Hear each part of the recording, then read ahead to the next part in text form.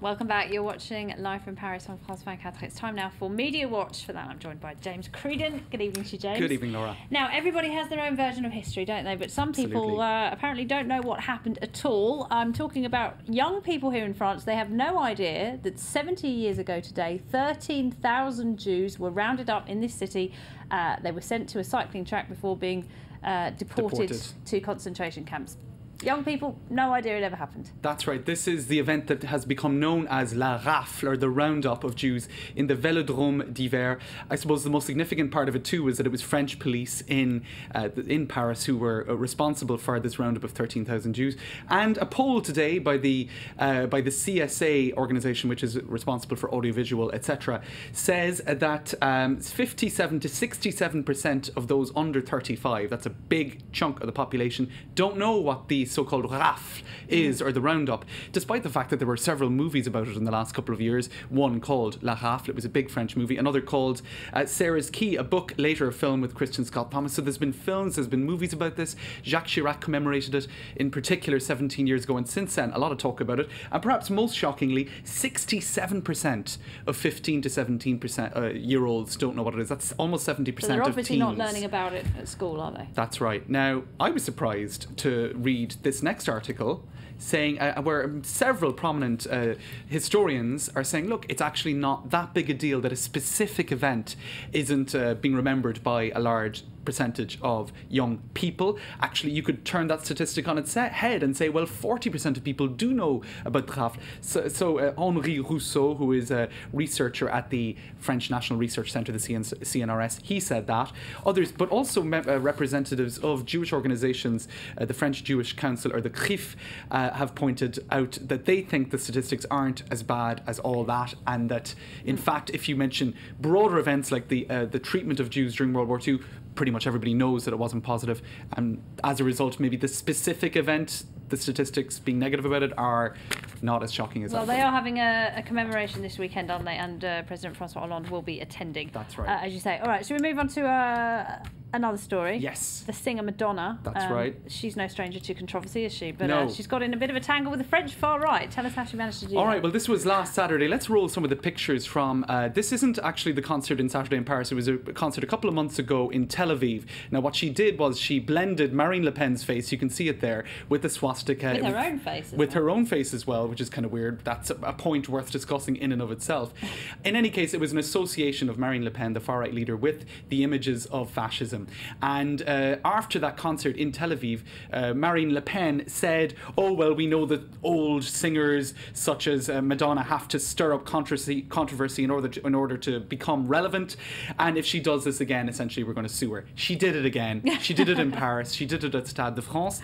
And let's take a look on the computer here to see some of the stills of that picture, of those that series of pictures. You can see there the image of Marine Le Pen, and the very quickly followed by Hitler moustache. You blink and you miss it, don't you? It's very quick. That's right. But weirdly, she has associated herself. Madonna has put her own image into that blend of pictures as well. I think that's just because she likes to see pictures of herself. That's probably it. She likes her own reflection, really, doesn't she? Now, in any case, the Front National are going to sue her about this, over this, and it has created a certain amount of controversy online. Nice Matin, which is a southern newspaper, they're interested to talk to people who are both Madonna fans and National Front voters to see if there is a conflict within that particular segment of the population. Throwing out their Lucky Star records and all and indeed, the number 2 of the National Front has said, Madonna, be very careful. You could isolate your fans who are National Front voters. I don't think there's too many of them, to be honest. It's unlikely. Right-wing Madonna fans. That's it. And lots of people reacting on Twitter as well to this,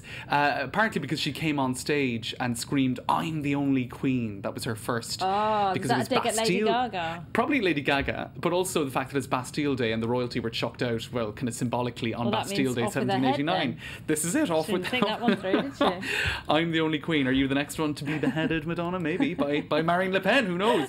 And others saying calling her Mammy Gaga, who doesn't know what to do in order to create controversy. Some people being a little bit unfair and critical of her in that sense. So there you go. She's no stranger to controversy, and I suppose she has pretty... Well, it's a bit old hat, isn't it, using Yeah. swastikas? I mean... I think it is. And her defence then is, of course, it's not the actual swastika, it's in a different shape, it's in a different... Oh, that old chestnut. Yeah, that old chestnut. Well, Lady Gaga dressed in a suit of meat, and haven't seen anyone top that in controversy stakes I think yet. that's, it's very, Marvellous. very off-putting. Dressing in meat, it's just not nice. Not very nice at all. All right, a gesture of love that has grabbed media attention. Tell us All about right, now this was in the British press last week. I've seen it being circulated again and again. It was picked up by Time Newsfeed, etc. It's a really lovely story. A farmer in England, and what did he do after his lovely wife passed away, 33? Not even Valentine's Day. It was 17 years ago, and his wife of 33 years died. He planted oak trees in a field of some 17 acres, or 6-acre field rather,